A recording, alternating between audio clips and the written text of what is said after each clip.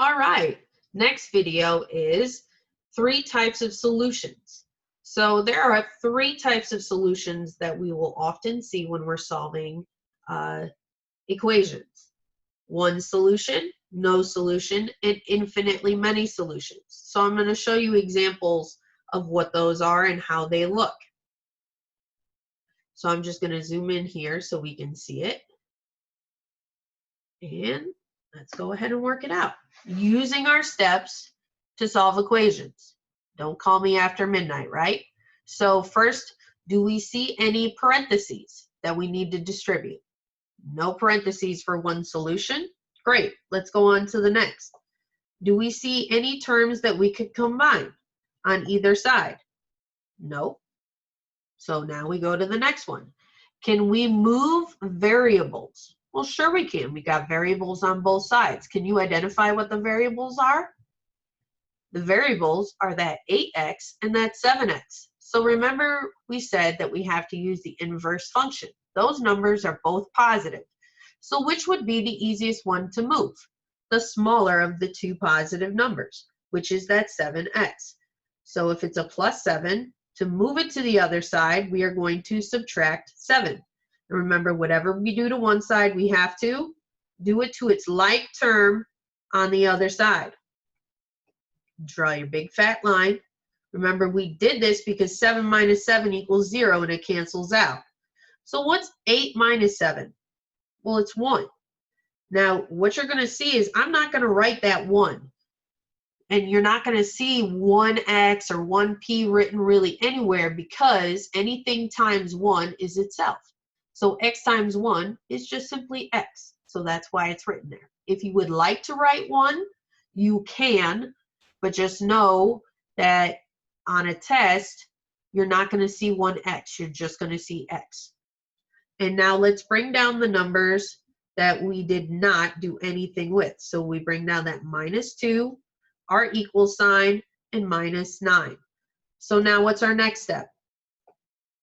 Our next step is to move constants. So if we moved our coefficient or our variables to the left, now we have to move our constants to the right.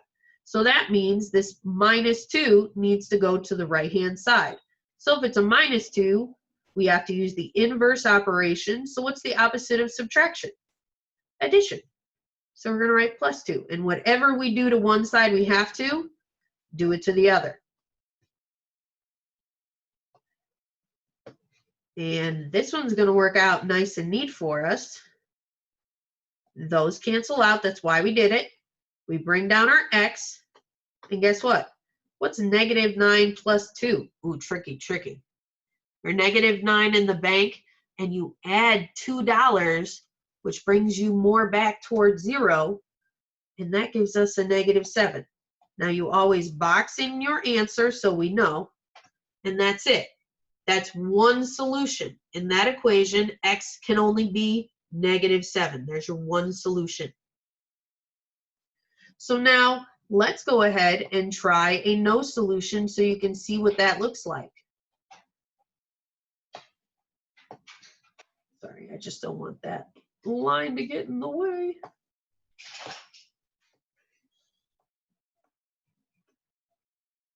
All right, so now the next one is no solution.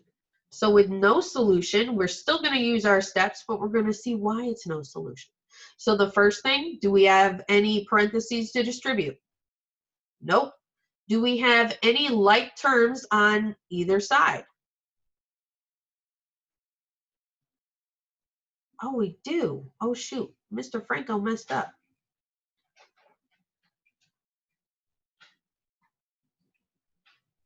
Shoot. Okay. Okay, so I have to fix that. Hold on. Pausing. Hold on.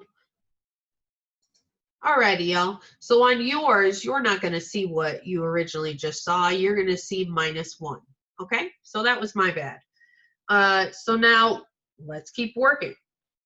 The next thing that we're going to look for is we had no like terms to combine. So now let's move our variables. So we've got a 4m on this side and a 4m on that side. Now this side has the number still. So that means that we're going to have to move this 4m. And it's a positive 4m, so to move it to the other side, we have to subtract. And remember, whatever we do to one side, we have to do it to its like term on the other side. That was perfect. We're left with that -1. We bring down our equal sign, but here's the problem. 4 minus 4 gives us what? Well, we do that usually to cancel it out, and it gives us a 0. Does negative $1 in the bank ever equal 0?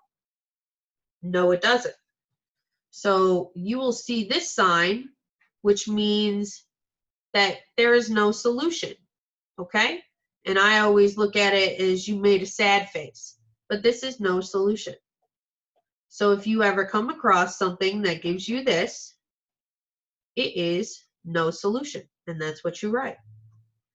So you can go ahead and box this whole thing in. If you use that sign, that again also means no solution. See, it's a sad face because there's no solution. So now let's try infinitely many solutions. So we look, we see, okay, no, again, using our steps, there's no parentheses, so we can't distribute. There's no like terms on either side, so we can't CLT. So now let's move our variables. So we've got a P here and a P here, so it doesn't really matter. So let's move our P. Well, let's move the first one. So it's a positive P, so to move it to the other side, we subtract. And guess what? When we subtract, well, P minus P is 0. That's why we did it. But this side, P minus P is 0 too. So if we bring down what we already, or what we still have, which are those two -4s. Sorry. Tell me, does -4 always equal -4? Well, sure it does.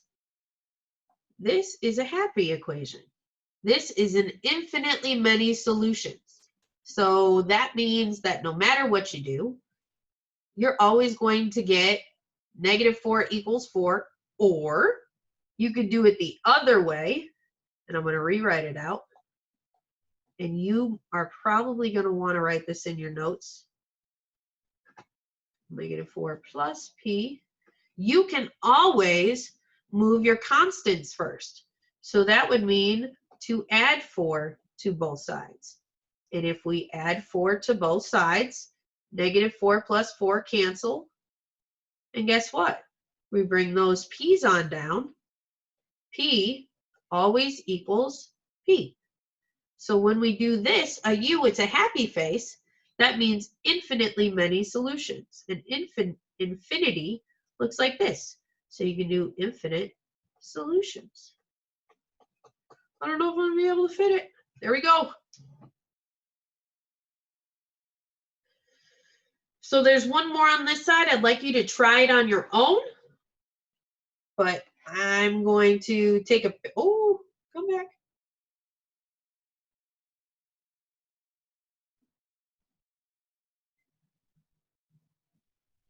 I'm going to take a picture of this. Ooh. And hopefully you've got it. Remember, you can always pause. And now I'm going to clear that out. And so now let's see, what's the very bottom say? It says to get rid of fractions, multiply by the reciprocal, which is the opposite or flipping fraction. So sometimes at the beginning, what you're going to see, and hold on, sorry, got to bring it back up.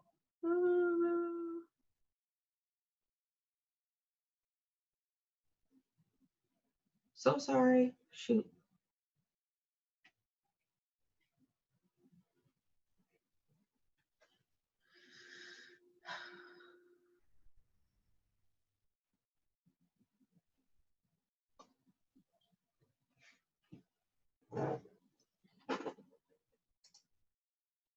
So sorry, technical difficulties.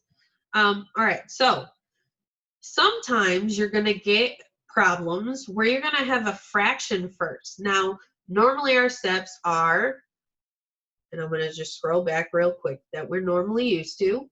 We're normally used to seeing the problems that start with distribute, combine like terms, move variables, constants, and divide. So here's the one trick.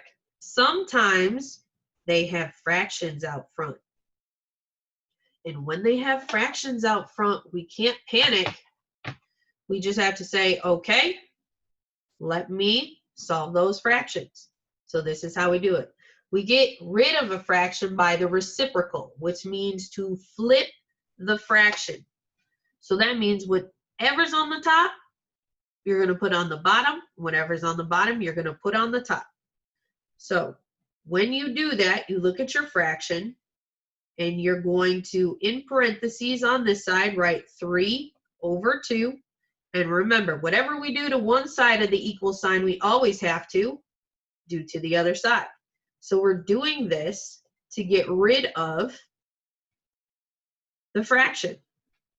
So those cross out, that's why we did it, and we're left with x. And if we do, in our calculators, 10 times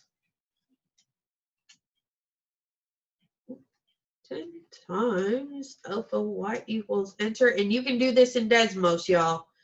3/2, we get 15.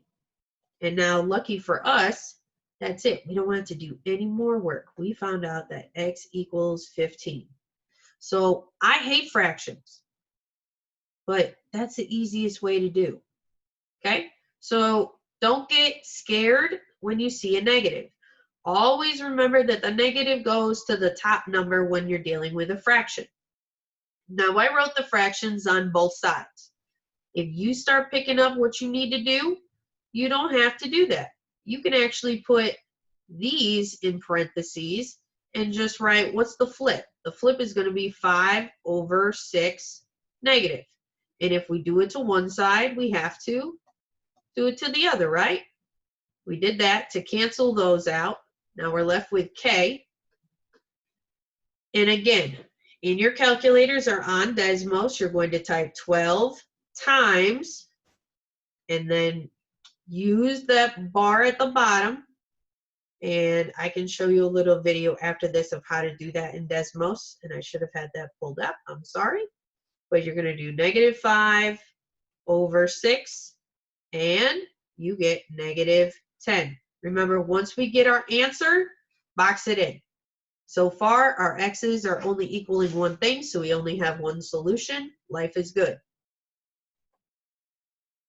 Same thing, multiply. Now here's the trick. Flip it over. So we've got -2/1, and whatever we do to one side, we have to do to the other, correct? We do that, so that cancels out. We're left with m, but here's the biggie. What's a negative times a negative always going to equal? I hope to goodness you say a negative times a negative, Mr. Franco, is always going to equal a positive. And I'm going to say, you know what? You're darn right it is. Don't ever forget that. Remind yourself, write yourself a note. A negative times a negative is always a positive. Now, that's it. We're done.